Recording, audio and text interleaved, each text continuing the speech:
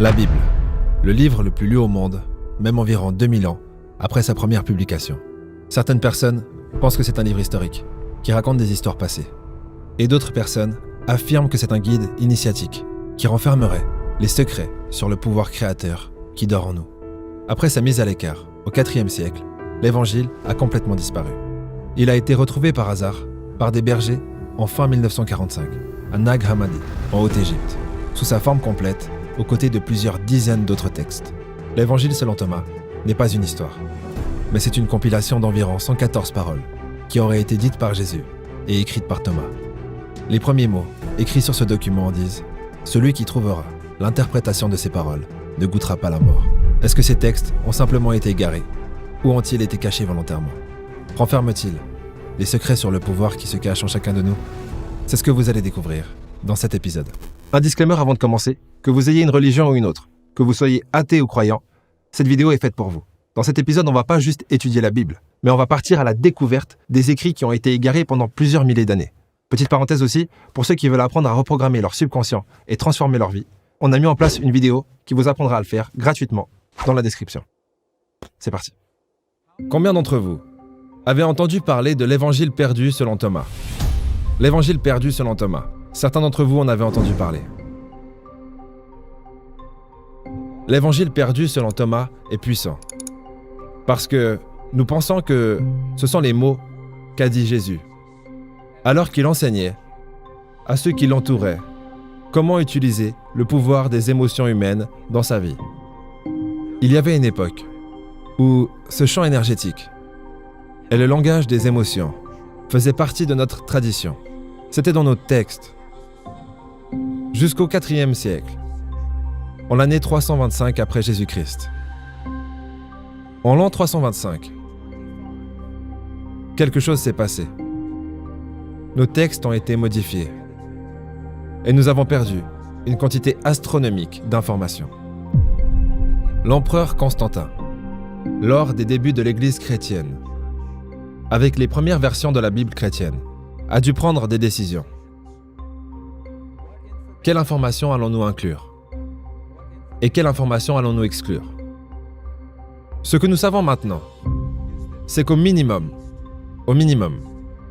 45 livres ont été complètement retirés ou drastiquement modifiés. Prenons la civilisation et imaginons que c'est une pyramide. Si vous travaillez pour une entreprise, vous êtes en bas de la pyramide, juste en dessus des animaux. En haut de cette pyramide, il y a les familles les plus riches du monde, les élites, qui se cachent derrière les banques centrales. Maintenant, imaginons que vous n'êtes pas satisfait de votre vie et que vous voulez donc changer d'étage dans cette pyramide du pouvoir. Pour dire la même chose de façon plus simple, imaginons que vous voulez changer de classe sociale. Quelle est la clé qui vous permettra de le faire? Certains diront l'argent, mais l'argent n'est que l'effet d'une cause. Parce que l'argent ne tombe pas du ciel. Ça, c'est mon père qui me l'a dit, quand je lui demandais des bonbons à la caisse. La cause de l'effet qui pourrait être l'argent, c'est la connaissance. Par exemple, si on prend un maçon, ce maçon sait ce qu'un maçon doit savoir. Si on prend un vendeur sait ce qu'un vendeur doit savoir. Si on prend un directeur d'entreprise, forcément, il sait ce qu'un directeur d'entreprise doit savoir pour être directeur d'entreprise. Donc, ce qui vous sépare du vous d'aujourd'hui, de la personne que vous voulez devenir, c'est des connaissances que vous devez bien sûr mettre en pratique. Plus vous accumulez de connaissances, plus vous grimpez dans cette pyramide du pouvoir. Mais le moins vous en savez, et le plus vous serez au service de ceux qui en savent le plus. Pour libérer la force de cette matrice divine dans nos vies, d'abord, nous devons comprendre comment est-ce qu'elle fonctionne. Et la science nous explique comment est-ce qu'elle fonctionne. Deuxièmement, nous devons parler le langage que la matrice divine reconnaît. Et la science ne peut pas nous expliquer cela. Cela vient de notre passé, de notre culture, de notre histoire, de ceux qui ont appris à utiliser ce langage pendant des milliers d'années. C'est donc ce que nous faisons maintenant. Nous apprenons ce que Jésus et ce que les grands maîtres ont dit à propos de ce langage. Parce que c'est la même chose, que vous parliez du bouddhisme, de l'hindouisme, du christianisme et des traditions pré-christianistes. Elles disent toutes qu'il y a un champ d'énergie et que nous avons un langage pour utiliser ce champ. Ce que vous voyez est une page authentique de l'Évangile selon Thomas. Donc nous savons que cet ancien évangile a réellement existé. Donc l'évangile selon Thomas nous parle des pensées et des émotions. Il est écrit que lorsque vos pensées et vos émotions ne feront plus qu'un, vous direz à la montagne, « Montagne, déplace-toi » et la montagne se déplacera. Retournons sur l'évangile selon Thomas, un autre verset. Là nous sommes sur le verset 48. Il dit presque la même chose. C'était tellement important que cela a été enregistré au moins 3 fois différentes dans le même évangile. Regardez ce qu'il est écrit. Si les deux font la paix entre eux dans cette même maison, quand Jésus parle d'une maison ou d'un temple, de quoi est-ce qu'il parle? De quoi est-ce qu'il parle? Il parle de vous. Vous êtes la maison, vous êtes le temple. Si les deux font la paix entre eux dans cette même maison, si vos pensées et vos émotions deviennent un, s'ils font la paix l'un avec l'autre dans cette maison, regardez ce qu'il se passe. Ils diront à la montagne, « Déplace-toi » et elle se déplacera.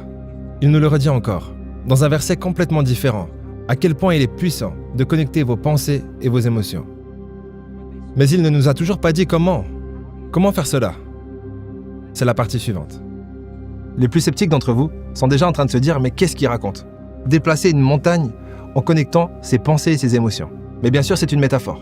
Pour déplacer une montagne, il faudra déjà déplacer les premières pierres. Mais cette montagne n'est que la représentation de ce que vous pensez impossible. Quelles sont les choses que vous voudriez faire qui vous semblent impossibles? Toutes ces choses que vous voudriez faire que vous ne faites pas. Pourquoi commencer à déplacer les premières pierres d'une montagne que vous pensez impossible à déplacer? C'est pour cette raison que pour faire l'impossible, il faudra déjà croire en l'impossible. Et pour croire en l'impossible, il faudra être capable de reprogrammer votre subconscient. Autrement dit, créer une nouvelle croyance. C'est pour cette raison qu'on travaille depuis plusieurs mois sur cette formation qui s'appelle Esprit Subconscient.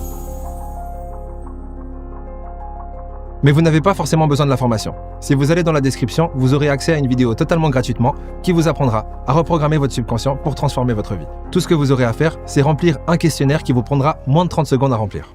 Voilà, c'est tout pour le sponsor de cette vidéo. Dans la première version de la Bible chrétienne, l'équivalent de votre Bible actuelle, il y a un passage. Combien parmi vous avez déjà entendu « Demandez et vous recevrez » Est-ce que ça vous dit quelque chose? Demandez et vous recevrez. Je connais des gens qui demandent et pour qui rien ne se passe. Parce que la demande n'est pas faite de la bonne façon. Demandez en disant « S'il te plaît, apporte-moi cette chose dans mon monde ». Ce n'est pas ça demander. Pour demander, nous devons nous adresser au chant de la matrice divine, dans le langage que le chant reconnaît. Dans un langage qui a un sens. Le chant ne reconnaît pas votre voix. Il reconnaît le pouvoir de votre cœur. Rappelez-vous ce que je vous ai dit. Votre cœur crée des ondes électriques et des ondes magnétiques. C'est le langage que le champ énergétique reconnaît. Donc lorsque vous créez ce sentiment dans votre cœur, comme si votre prière avait déjà trouvé une réponse, cela crée les ondes électriques et les ondes magnétiques qui amèneront cette réponse à vous. Dans la Bible que vous avez aujourd'hui, la version du roi Jacques, ce que vous avez, c'est la version condensée. Vous avez la version modifiée. La version modifiée ressemble à ça. Ce que vous demanderez au Père en mon nom, il vous le donnera. Jusqu'à présent, vous n'avez rien demandé en mon nom. Ok? Demandez et vous recevrez, afin que votre joie soit complète. C'est tellement incroyable à mes yeux, parce qu'ils ont enlevé les 2 phrases qui nous disaient comment demander. Nous allons revenir en arrière jusqu'à la version en araméen.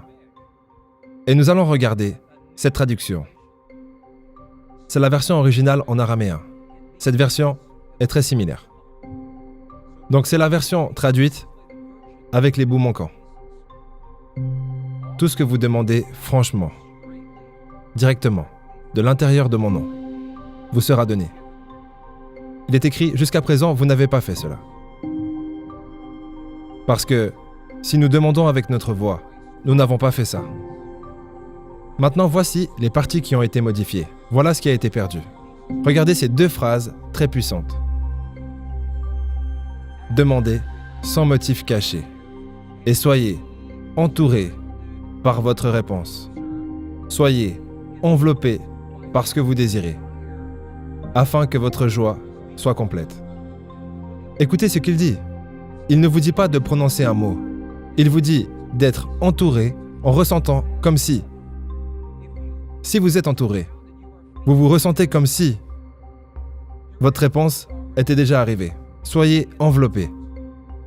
Si vous voulez la relation parfaite dans votre vie, si vous voulez la guérison dans le corps de la personne que vous aimez, ressentez la sensation que vous aurez comme si c'était déjà arrivé. Soyez enveloppé par ce que vous désirez, parce que c'est là que vos pensées et vos émotions ne feront plus qu'un. Le monde est tellement bien fait que lorsque vous croyez manquer de quelque chose, avant de pouvoir l'obtenir, selon la loi de l'attraction, ou plutôt selon les écrits de Jésus, vous devez réaliser que vous ne manquez de rien. Puis imaginez avoir ce que vous voulez, comme si vous l'aviez déjà, pour que cette chose puisse ensuite apparaître dans votre monde extérieur. Heureusement que ça fonctionne comme ça, parce que imaginez, vous pleurez un manque, et que ce manque est soulagé. Dans le monde extérieur. Maintenant, vous croyez que c'est le monde extérieur qui a apporté ce soulagement, alors qu'en réalité, le manque n'était qu'une illusion. Et vous n'êtes donc toujours pas libre de cette illusion. Maintenant, est-ce que vous savez comment est-ce qu'une croyance se crée ? Il vous faudra 2 éléments pour créer une croyance. La première, c'est une pensée, et la deuxième, c'est une émotion. Quand une pensée est connectée à une émotion, cela crée une croyance. Dans la vidéo qui se trouve dans la description, vous apprendrez à passer d'une croyance à une conviction. Mais rappelez-vous surtout que lorsque vous voulez quelque chose, le plus important, c'est de ne pas créer de dissonance entre ce que vous voulez et l'émotion sous-jacente. C'est-à-dire, imaginons que je veux absolument trouver l'amour. Même, j'ai déjà trouvé l'amour, entre parenthèses. Mais imaginons que je veux trouver l'amour. Je vais donc visualiser ce que je veux, ou voir des gens qui sont amoureux dans la rue. Et maintenant, ce que je vais ressentir à ce moment-là va être clé. Parce que si je ressens de la jalousie, cela veut dire que mon cœur n'est pas encore pur. Car mon esprit croit encore en l'illusion du manque. Du coup, comment faire ? Demandez sans arrière-pensée. Qu'est-ce que ça veut dire, sans arrière-pensée ? Demandez sans juger. C'est précisément ce que les bouddhistes nous disent. Demandez sans pour autant juger. Entre le bien ou le mal, le bon ou le mauvais. Demandez sans l'ego. Demandez depuis le cœur. C'est quelque chose qui se passe dans notre cœur, pas dans notre cerveau. Se sentir comme si la prière avait déjà trouvé une réponse, sans jugement, sans ego, et ressentir depuis le résultat. Ressentir depuis le résultat, comme si c'était déjà arrivé. Pour ceux qui veulent s'amuser à décoder les 114 paroles dites par Jésus et écrites par Thomas, on vous les a mis dans la description. Bah voilà, en fait, c'est tout. Au prochain épisode.